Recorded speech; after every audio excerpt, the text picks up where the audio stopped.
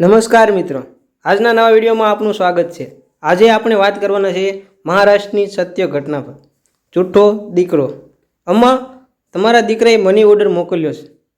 Postman બાબુએ અમ્માને જોઈને પોતાની cycle રોકી દીધી। આંખો પરના ચશ્મા ઉતારીને ખોળામાંથી સાફ કરીને પાછા પહેરી રહ્યા હતા। અચાનક અમ્માની વૃદ્ધ આંખોમાં ચમક આવી ગઈ। દીકરા, પહેલાં મને વાત કરવા દે, એક ફોન લગાવી દે ને।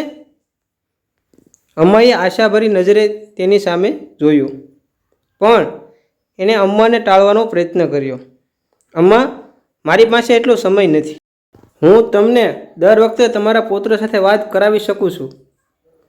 પોસ્ટમેને અમ્માને તેની ઉતાવળ કહેવાનો પ્રયાસ કર્યો, પરંતુ અમ્માએ તેમને ચિલ્લાવા માંડ્યા, દીકરા, એકવાર વાત કરાવી દે ને। અમ્મા, સારું, આ વખતે વાત કરાવું છું, પણ તમે દર વખતે મારી સાથે વાત કરવાનો આગ્રહ ન રાખતા।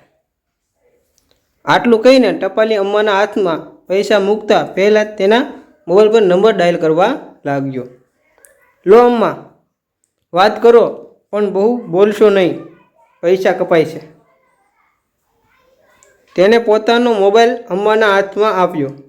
તેના કરસલીવાળા ચહેરા પર સ્મિત દેખાયું।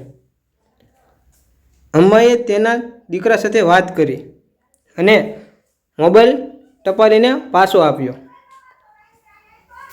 લો, આ 1000 રૂપિયા છે અમ્મા।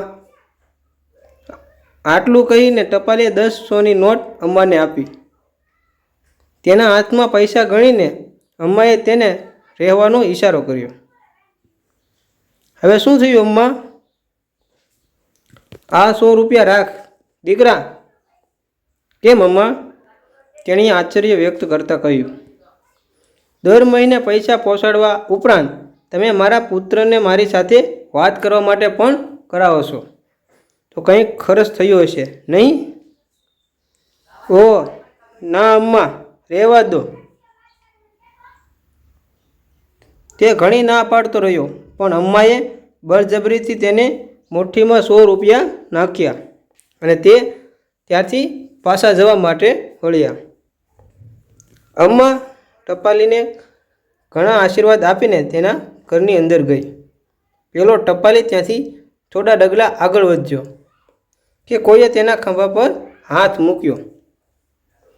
તેણે પાછળ જોયું તો તે નગરમાં તેનો એક પરિચિત ચહેરો તેની સામે ઊભો હતો। મોબાઈલ ફોનની દુકાન ચલાવતા રામ પ્રવેશને સામે જોઈને તેને આશ્ચર્ય થયું।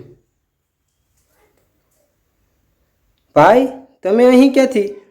તમે હજી તમારી દુકાન પર નથી ગયા?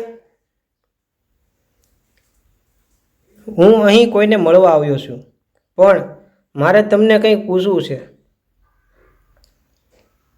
રામ પ્રવેશની નજર ટપાલીના ચહેરા પર સ્થિર હતી। શું વાત કરવી છે? પૂછો ભાઈ।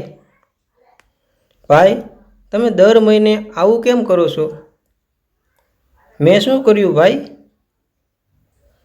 રામ પ્રવેશની પ્રશ્નાર્થ આંખો સામે જોઈને ટપાલી થોડો ગભરાયો। દર મહિને તમે પણ આ અમ્માને તમારા ખિસ્સામાંથી પૈસા આપો અને મને એમનો દીકરો બનાવીને વાત કરાવો છો। તેમના પુત્ર તરીકે ફોન પર તેમની સાથે વાત કરવા માટે પૈસા આપો। આ કેમ? રામપ્રવેશનો પ્રશ્ન સાંભળીને ટપાલી ઘડીભર તો સ્તબ્ધ થઈ ગયો, જાણે અચાનક જ તે કોઈ મોટું જૂઠ પકડાઈ ગયું હોય, પણ બીજી જ ક્ષણે તેનો ખુલાસો પણ કર્યો। હું તેમને પૈસા આપતો નથી, હું મારી માતાને આપું છું। હું ના સમજ્યો। પોસ્ટમેન વિશે સાંભળીને રામ પ્રવેશને નવાઈ લાગી, પણ ટપાલી આગળ કહેવા લાગ્યો, તેનો દીકરો પૈસા કમાવા માટે બહાર ક્યાંક ગયો હતો અને દર મહિને તે તેની અમ્માને 1000 રૂપિયાનો મની ઓર્ડર મોકલતો હતો, પરંતુ એક દિવસ મની ઓર્ડરને બદલે તેના પુત્રના મિત્રનો એક પત્ર અમ્માના નામે આવ્યો। એ પોસ્ટમેનની વાત સાંભળીને રામપ્રવેશ કુતૂહલ પામ્યો. કેવો પત્ર? શું લખ્યું હતું એ પત્રમાં? તેના પુત્રએ ચેપને કારણે જીવ ગુમાવ્યો, તે હવે નથી રહ્યો. તો પછી શું થયું ભાઈ? રામપ્રવેશની ઉત્સુકતા બમણી થઈ, પણ ટપાલીએ તેની વાત પૂરી કરી. આ અમ્માને કહેવાની મારામાં હિંમત ન હતી. જે દર મહિને થોડાક રૂપિયાની રાહ જુએ છે અને પુત્રની સુખાકારીની અપેક્ષા રાખે છે, તો મને દર મહિને મારા વતી તેનો મની ઓર્ડર મળે છે. પણ તે તારી માતા નથી ને?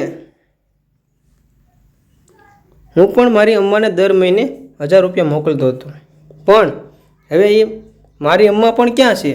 આટલું કહીને ટપાલીની આંખોમાં આંસુ આવી ગયા. રામપ્રવેશ જે દર મહિને તેમના પાસેથી પૈસા લેતો હતો અને અમ્મા સાથે તેમના પુત્ર તરીકે વાત કરતો હતો, તે પોસ્ટમેનનો એક અજાણી વ્યક્તિ અમ્મા પ્રત્યેનો આધ્યાત્મિક પ્રેમ જોઈને અવાચક થઈ ગયો. જો મિત્રો, તમને જો આ વિડીયો પસંદ આવ્યો હોય તો વિડીયોને શેર કરો, વિડીયોને લાઈક કરો, તેમજ આવા અવનવા વિડીયો કે જીવનમાં કંઈક શીખ આપે તેવા વિડીયો જોવા માટે અમારી સાથે બન્યા રહો. આપનો ખૂબ ખૂબ આભાર. જય શ્રી કૃષ્ણ.